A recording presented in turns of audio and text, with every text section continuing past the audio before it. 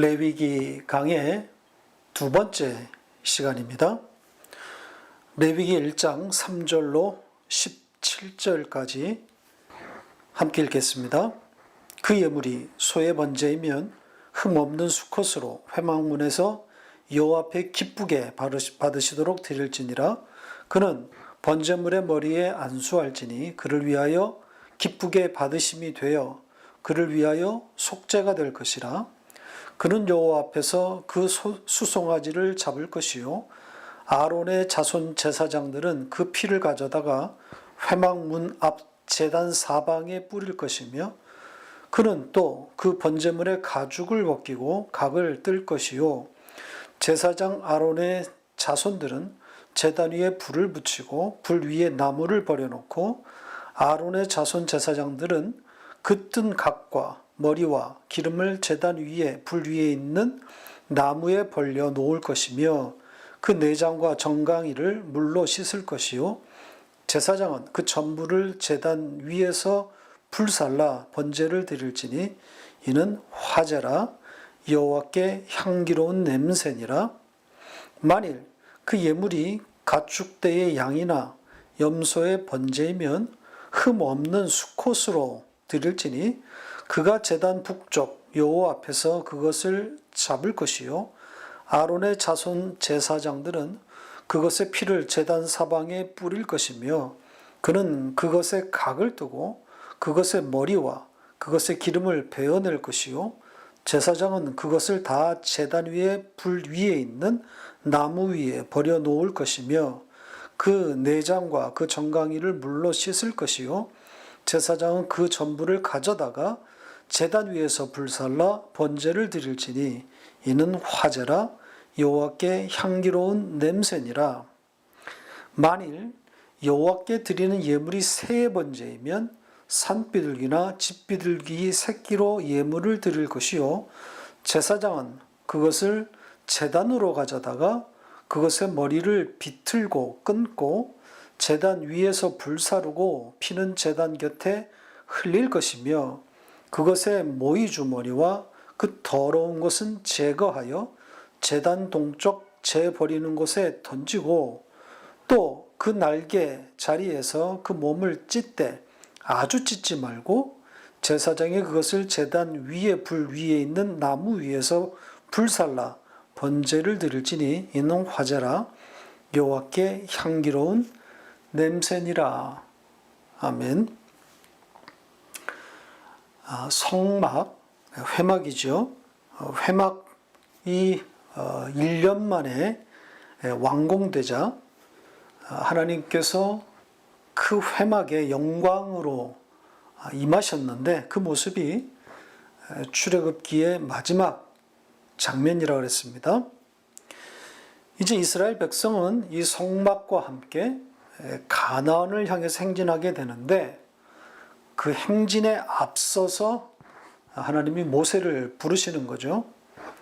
그를 불러 회막에서 말씀하셨다고 그랬습니다. 자, 거기서 주신 명령이 뭐였죠? 이스라엘 백성에게 가서 무엇에 대해서 말하라 그랬습니까? 예, 제사입니다. 말하고 또 말하라.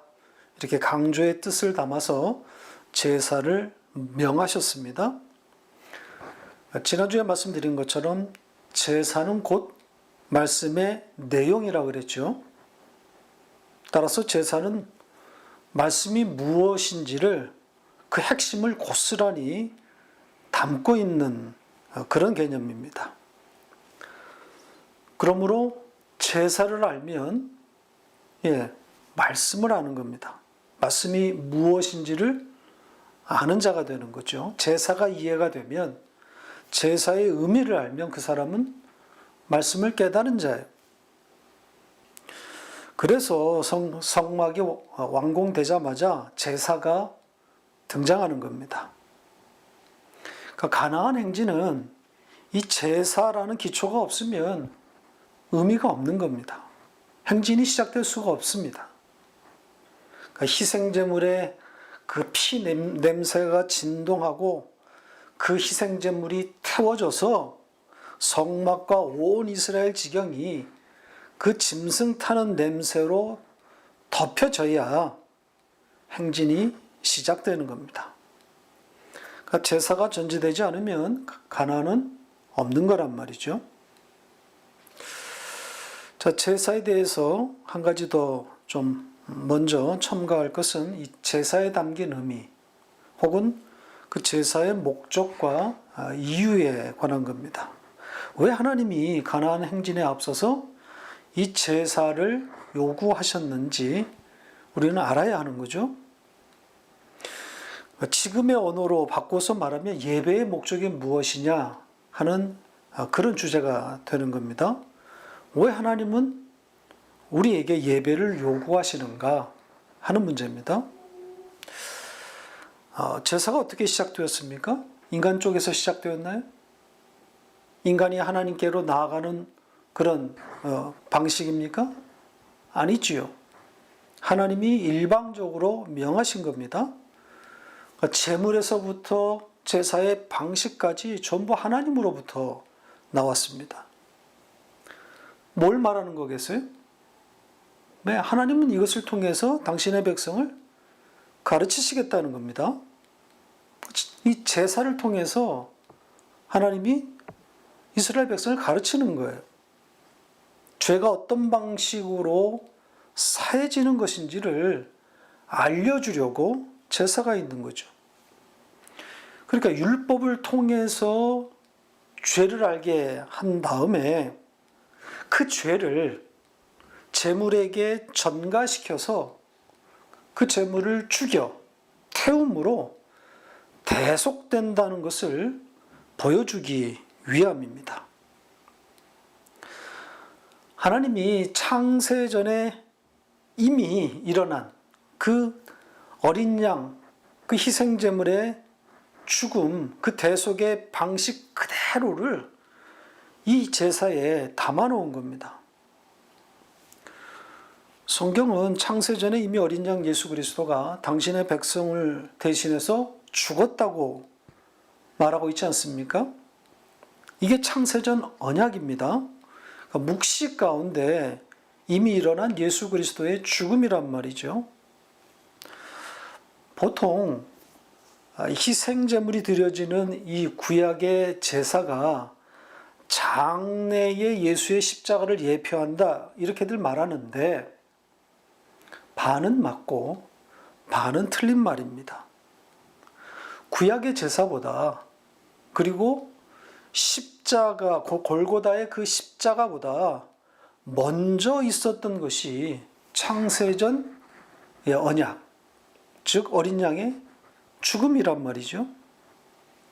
하나님의 독생하신 아들이 이미 창세전에 그의 죽음이 있었다고 성경은 말한단 말입니다. 창세전에 어린 양 예수 그리스도의 죽음이 있었다. 우리로서는 참으로 이해하기 어려운 내용이기는 하지만 그렇다고 성경이 말한 바를 덮을 수는 없는 겁니다. 내가 이해되지 않는다고, 믿어지지 않는다고 기록된 것을 슬그머니 덮는다거나 혹은 나아가 번역이나 해석을 통해서 왜곡하면 안 되는 겁니다. 꽤 똑똑하다고 하는 어떤 이들이 자기의 이성과 실력에 기대서 어줍지 않게 손을 댄 결과물들이 오늘 우리 손에 쥐어진 이런 번역본들 아닙니까? 준엄한 하나님의 심판이 있을 겁니다. 자, 계시록 13장 8절을 보겠습니다. 같이 읽겠습니다. 죽임을 당한 어린 양의 생명책에 창세 이후로 이름이 기록되지 못하고 이 땅에 사는 자들은 다 그 짐승에게 경배하리라. 자, 죽임을 당한 어린 양이 등장하는 내용인데 그 어린 양의 죽음이 창세 이후에 있었다. 이렇게 지금 기록되어 있죠. 그렇게 번역되어 있습니다. 이 창세 이후라고 번역된 이 부사어는 죽임을 당한 어린 양을 수식하는 거라고 했습니다. 그리고 이 창세 이후는 그 원뜻은 우주의 기원 혹은 그 시작 이런 뜻입니다.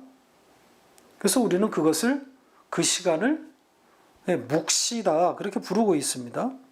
그러니까 하나님의 시간 바로 그 영원이라고 할 수 있는 거죠. 그때 어린 양이 죽임을 당한 겁니다.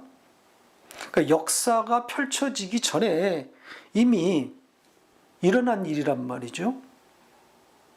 그러니까 하나님의 세계, 하나님의 영역, 하나님의 시간 가운데 일어난 일이기 때문에 우리로서는 이해할 수 없고 따라서 설명도 불가능합니다.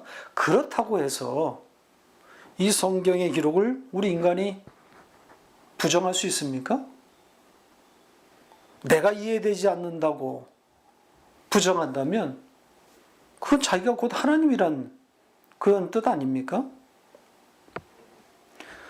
하나님이 이 유한한 인간의 논리와 이성으로 다 설명되는 것이라면 어떻게 그가 인간을 구원하는 신이 될 수 있겠어요?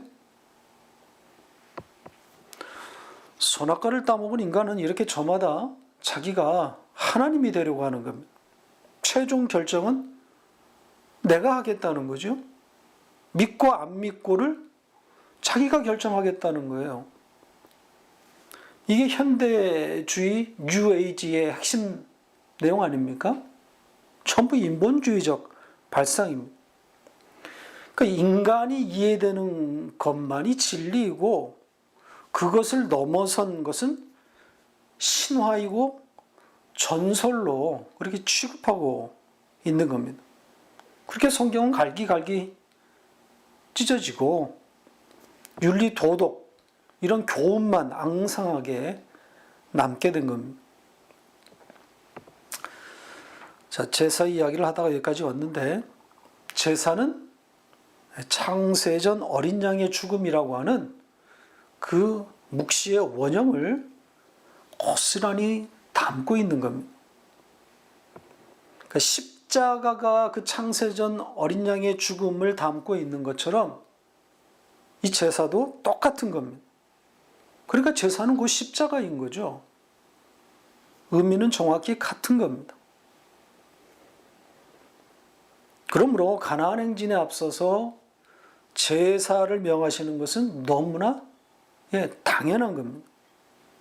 희생제물이신 예수 그리스도의 대속적 죽음으로만 가나안이라고 하는 구원에 이르게 되는 것임을 가르치고 있는 겁니다. 제사는 하나님의 일방적인 사랑, 그 은혜를 담고 있는 개념인 거죠. 그래서 반복하고 또 반복하고 있는 겁니다. 자, 그럼 이 제사의 종류부터 좀 정리하고 본문으로 가겠습니다. 지난주에 숙제로 드린 것인데 해오셨습니까?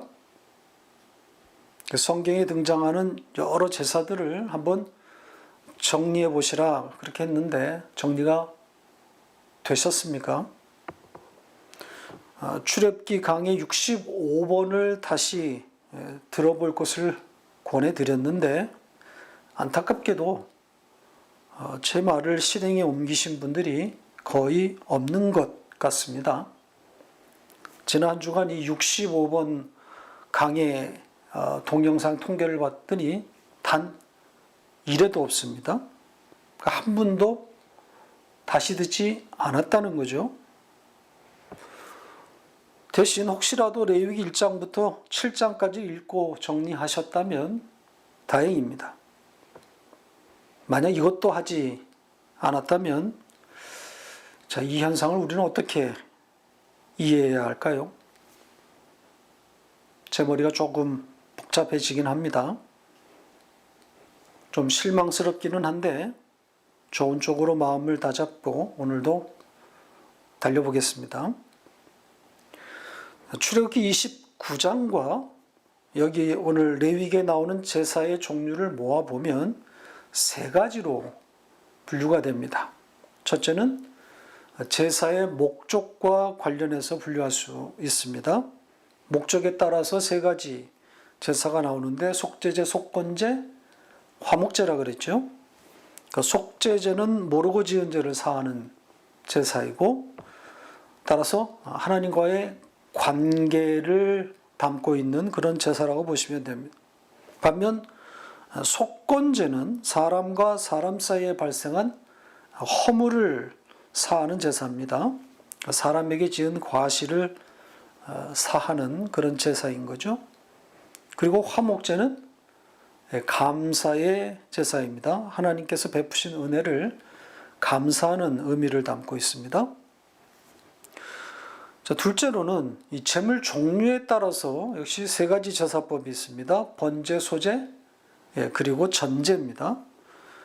이렇게 우리가 번제, 소제, 그리고 전제 이런 용어를 쓰고 있기는 한데, 이 용어가 성경 원문에 기인한 것은 아닙니다. 나중에 자세히 설명하겠지만 제물에 따라서 이런 용어가 구분되어 있는 것은 아닙니다. 그러니까 번역자가 성경학자들이 편의상 붙인 용어라고만 그렇게 말씀드리고 여기서는 넘어가겠습니다. 자, 번제라 이름 붙인 것은 짐승을 제물로 드리는 겁니다. 그리고 소제는 밀가루나 기름, 유향 등을 태우는 제사고요. 전제는 포도주 4분의 1 흰을 붓는 그런 제사법입니다. 그리고 마지막 제사 방식에 따라서 또 분류할 수 있다 그랬죠. 여기에도 역시 세 가지 제사가 있습니다.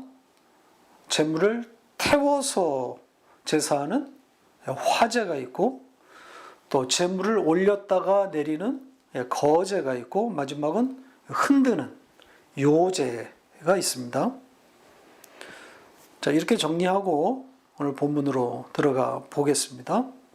오늘 본문은 전부 짐승을 제물로 드리는 그런 제사에 관한 내용입니다. 3절부터 9절까지는 소가 제물인 경우, 그리고 10절에서부터 13절까지는 양이나 염소가 제물인 경우이고, 마지막 14절부터는 새가 제물로 드려질 때에 제사법이 소개되어 있습니다. 자, 차례로 살펴볼 건데 우선 용어부터 좀 정리하고 가겠습니다. 조금 전에 말씀드린 것처럼 이 번제라는 단어에 대해서 좀 설명을 드리겠습니다. 자, 오늘 본문을 보시면 3절에 소의 번제라는 말이 등장하고, 또 10절에는 양이나 염소의 번제라고 나오고, 14절에는 새의 번제라고 되어 있습니다. 그런데 원문에는 이 단어가 번제가 아니라 전부 화제로 번역되어야 할 단어입니다. 불로 태우는 화제, 그 화제입니다. 이 화제라는 단어가 오늘 본문의 9절, 13절, 17절에 또 등장하거든요. 이 단어와 같은 단어예요. 따라서 소의 번제가 아니라 소의 화제, 양이나 염소의 번제가 아니라 양이나 염소의 화제, 그리고 새의 번제가 아니라 새의 화제가 맞습니다. 사실 성경에 번제라는 말로 번역될 단어가 존재하지 않습니다. 아마도 독자에게 이 제사의 종류를 좀 구분시켜 주려는 의도로 이 단어를 좀 만들어낸 것 같아 보이는데, 제가 보기에는 바람직하지 않습니다. 그러니까 1장에 등장하는 모든 제사는 화제입니다.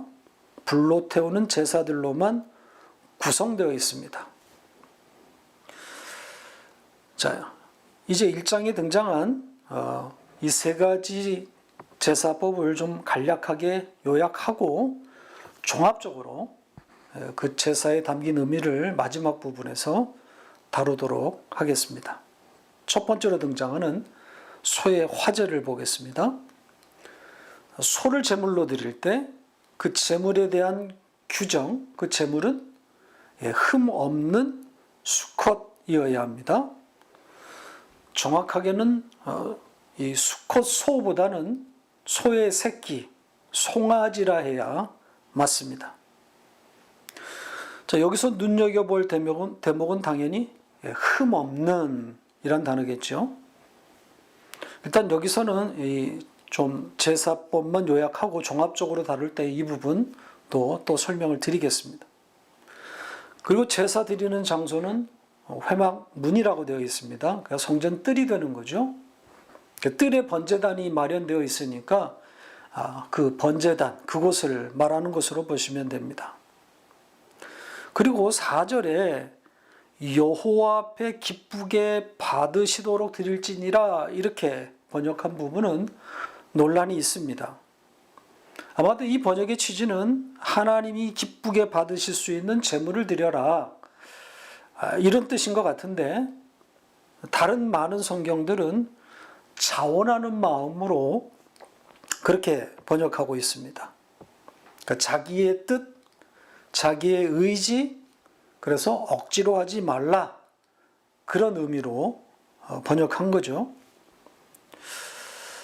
자, 그 다음 내용은 이 제사자, 즉 이 제물을 가져온 사람이 그 제물의 머리에 안수하는 그런 내용입니다.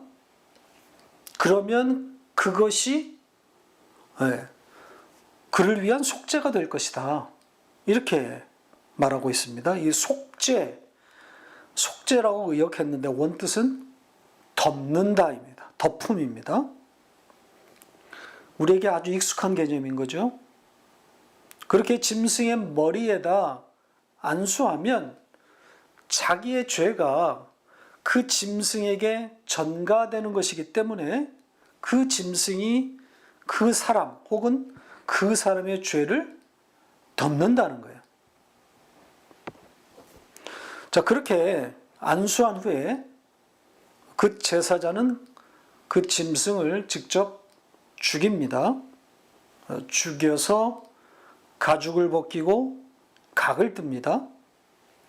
각을 뜬다고 하는 것은 이 송아지를 조각낸다는 것인데, 아마도 머리와 그리고 다리 정도를 절단한 그런 형태가 아닐까 짐작이 됩니다. 그렇게 제사자가 제물을 죽이고 나면 이제 제사장의 역할이 시작됩니다. 제사장은 그 제물의 피를 가져다가 제단 사방에 있는 그 뿔에다가 그 피를 뿌립니다. 그리고 제단 위에 나무를 펴서 불을 붙이고 그 송아지의 머리와 또 그 각든 조각들과 그리고 물로 씻어낸 그 내장과 기름을 다 그 제단에서 태우게 됩니다. 그러면 이것이 여호와께 향기로운 냄새다 이렇게 기록하고 있습니다. 자, 이것이 송아지 화제입니다. 두 번째 제사는 양과 염소의 화제입니다. 제물로 양이나 염소, 좀 더 정확하게는 그 새끼가 드려지는 제사입니다. 역시 제물은 흠이 없어야 합니다. 흠 없는 새끼여야 합니다. 역시 제사자가 직접 죽여야 하고 그리고 각을 뜹니다. 그렇게 죽이고 나면 제사장은 그 제물의 피를 역시 제단 뿔들에 뿌리고 머리를 비롯한 각을 뜬 그 제물의 전부를 그 물로 씻어낸 기름과 내장과 함께 제단 위에서 태웁니다. 이건 역시 여호와께 향기로운 냄새다 이렇게 기록하고 있습니다. 자, 그런데 이 송아지 화제와 다른 점이 하나 발견되지요? 뭡니까? 제물에다가 안수하는 내용이 빠져 있습니다. 자, 이 빠진 것을 우리는 어떻게 이해해야 할까요? 제물의 차이에 따른 어떤 그 제사 방식, 다른 제사의 방식을 말하고 있는 걸까요? 그러니까 양이나 염소의 화제 때는 안수하지 말라는 뜻일까요? 그렇게 보기에는 무리가 있습니다. 왜냐하면 출애굽기 29장에 나오는 그 내용이나 또 앞으로 우리가 보게 될 레위기의 이 뒤에 내용들 가운데는 이 숫 양에게 또 안수하는 내용이 들어가 있기 때문입니다. 따라서 생략된 것으로 보는 것이 맞을 것 같습니다. 그러니까 양이나 염소의 화제도 이 제사자들이, 예배자들이 제물에게 안수하고 죽였다고 보는 것이 옳을 듯 싶습니다. 자, 이것이 양이나 염소의 화제입니다. 세 번째는 새가 드려지는 화제입니다. 제물로 새가 드려지는데 아무 새나 제물로 드리면 안 됩니다. 반드시 비둘기로만 제사합니다. 산 비둘기나 집 비둘기 역시 새끼를 잡아 올립니다. 그런데 이 새 화제일 때는 그 내용이 앞의 화제들과 많이 다릅니다. 우선 이 제사자가 자기의 제물을 죽였다는 내용이 없습니다. 오히려 제사장들이 그것을 대신합니다. 제사장들이 비둘기를 제단에서 목을 비틀어서 죽인단 말이죠. 그렇게 해서 머리를 비틀어서 끊어냅니다. 그렇게 죽여서 피를 받아 역시 각 제단 뿔에 뿌립니다. 그 제물은 제단 위에서 역시 태우는데 또 다 태우는 게 아니에요. 이 비둘기의 이 모이주머니 같은, 이 똥집 같은 더러운 것은 또 태우지 않습니다. 이 더러운 부분은 제단 동쪽에 마련된 그 재 버리는 곳에 같이 그곳에다 버립니다.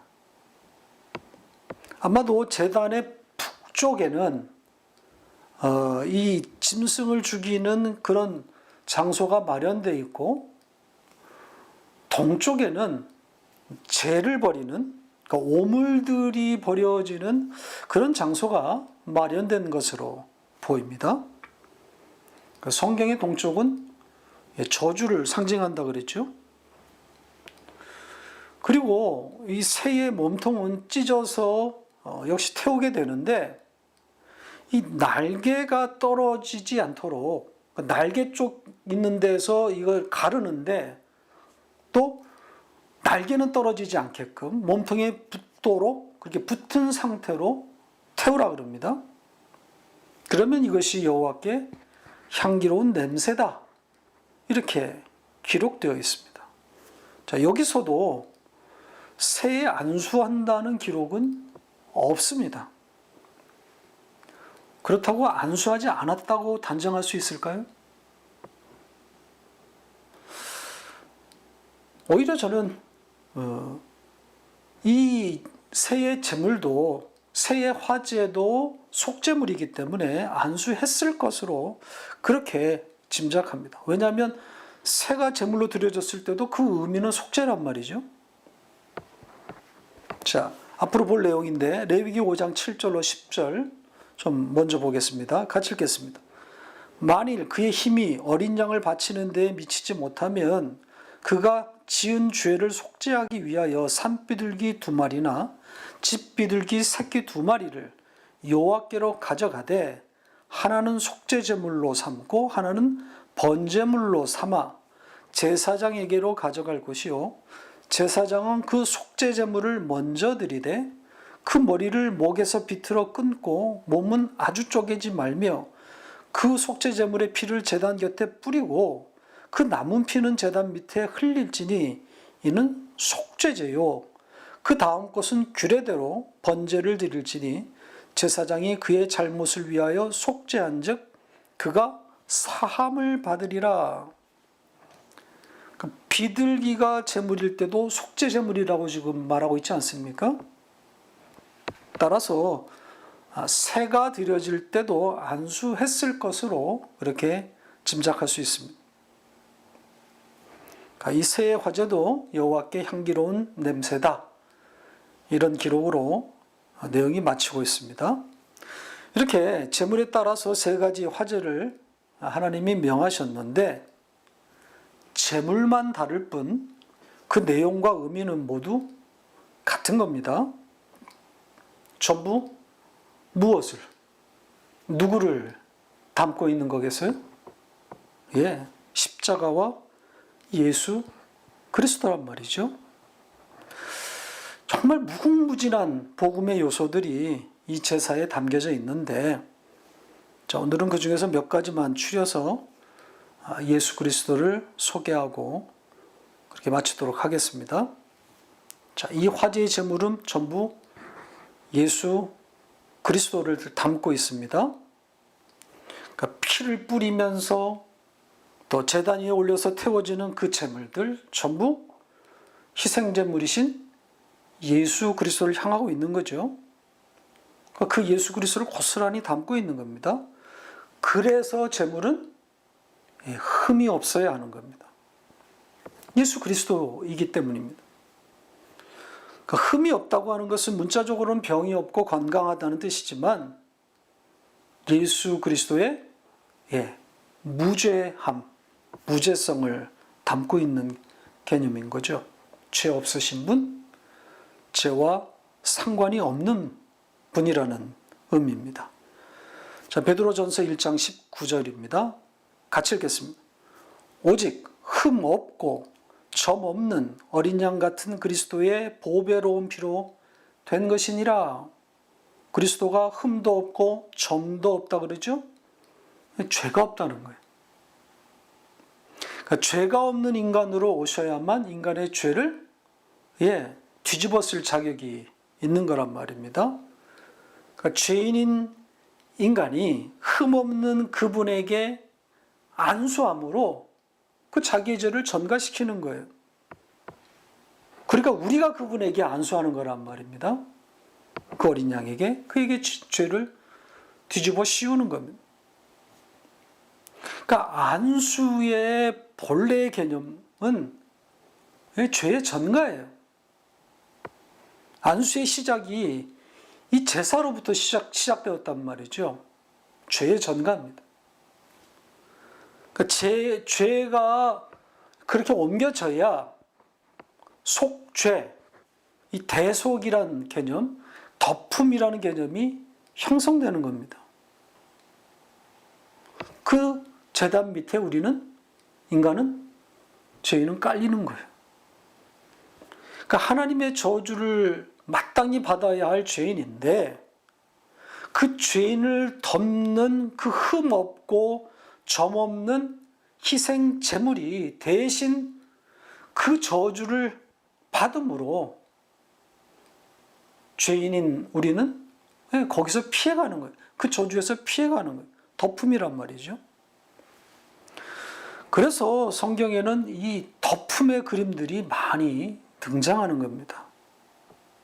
이 덮음에 대한 가장 명쾌한 그림이 뭐겠어요? 여러 가지가 있겠지만 대표적인 그림이 성막입니다. 그러니까 성막이신, 성전이신 예수 그리스도가 우리를 덮고 있는 형국이란 말이죠. 요한복음 1장 14절입니다. 말씀이 육신이 되어 우리 가운데 거하심에 우리가 그의 영광을 보니 아버지의 독생자의 영광이요 은혜와 진리가 충만하더라. 여기에 지금 거하신다라고 번역된 이 단어의 원뜻이 뭐라 그랬습니까? 이게 장막을 치다입니다. 그러니까 예수 그리스도가 우리를 덮으신다는 거죠. 그리고 이 성막의 지성소 안에 또 덮음의 또 그림, 명확한 그림이 또 있죠. 뭡니까? 네, 속죄소. 쉬운 자란 말이에요. 그러니까 법궤를 덮고 있는 그 판, 예수 그리스도라고 그랬죠? 덮음이란 말입니다. 그러니까 이 속죄는 학자들에 의해서 해석된 그런 말이고요. 원뜻은 덮음입니다. 자, 한 가지만 더 추가하고 마치겠습니다. 이 화제들이 모두 여호와께 향기로운 냄새라 그러죠. 역시 문자적으로 읽을 수 없는 대목입니다. 영이신 하나님이 고기 타는 냄새를 좋아하는 그런 분이 아니란 말이죠. 고기 타는 냄새는 인간들이 좋아하는 것이지 영이신 하나님은 그런 분이 아니란 말입니다. 그러니까 이 표현도 정확하게 희생제물이신 예수 그리스도를 담고 있는 거예요. 에베소서 5장 2절을 보죠. 같이 읽겠습니다. 그리스도께서 너희를 사랑하신 것 같이 너희도 사랑 가운데서 행하라. 그는 우리를 위하여 자신을 버리사 향기로운 제물과 희생제물로 하나님께 드리셨느니라. 자, 이 앞의 내용은 설명하지 않겠습니다. 잘못된 번역에 대해서. 여기에 오늘 본문 이 화제의 제사 그 마지막에 나오는 문구들, 여호와께 향기로운 냄새, 이것과 정확하게 짝을 이루고 있는 그런 말씀이죠. 하나님이 받으시는 제물, 하나님이 받으시는 제물은 이것밖에 없어요. 향기로운 냄새이신 예수 그리스도란 말이죠. 그러니까 이걸 가르치기 위해서 제사법을 주신 겁니다. 그래서 그 제사를 영원토록 지키라고 하는 거예요. 그런데 인간들은 이 반복적으로 짐승만 잡아 올릴 뿐 정작 그 예수 그리스도를 배우지 않는단 말이죠. 그러니까 그냥 말씀을 문자로만 받아들여서 그 문자 안에 들어있는 뜻은 놓쳐버리고 그냥 껍데기만 행하고 있는 거예요. 그게 이스라엘의 역사 아닙니까? 이스라엘의 역사라는 것은 곧 인간들의 역사란 말입니다. 그 잘못된 제사가 계속 반복되고 있는 거예요. 그 잘못된 제사가 여전한 겁니다. 오늘날에도. 지금 예배라는 이름으로 예배가 가려지고 있는 형국이에요. 예배의 회복을 말하지만 예배가 회복되고 있는 것이 아니라 껍데기만 그럴듯하게 화려하게 바뀌고 있을 뿐입니다. 예수 그리스도와 십자가가 빠져 있는데 무슨 예배의 회복을 논할 수가 있습니까? 여러분은 예배를 할 때, 예배를 드린다고 할 때 오늘 본문의 이 화제들의 이 그림들을 떠올려서 정말 예배가 무엇인지, 예배에는 무엇이 어떻게 드려져야 하는지를 생각하면서 예배에 참가해야 되는 겁니다. 그냥 설교 듣는 것이 예배가 아니란 말이죠.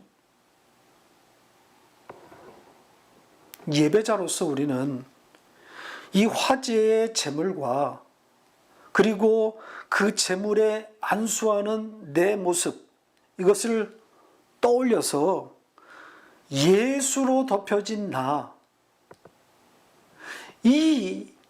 이렇게 하나님 앞에 산 제물이 되는 나, 그런 나를 드리는, 예수와 함께 내가 드려지는 그런 영적 제사가 되어야 하는 거죠.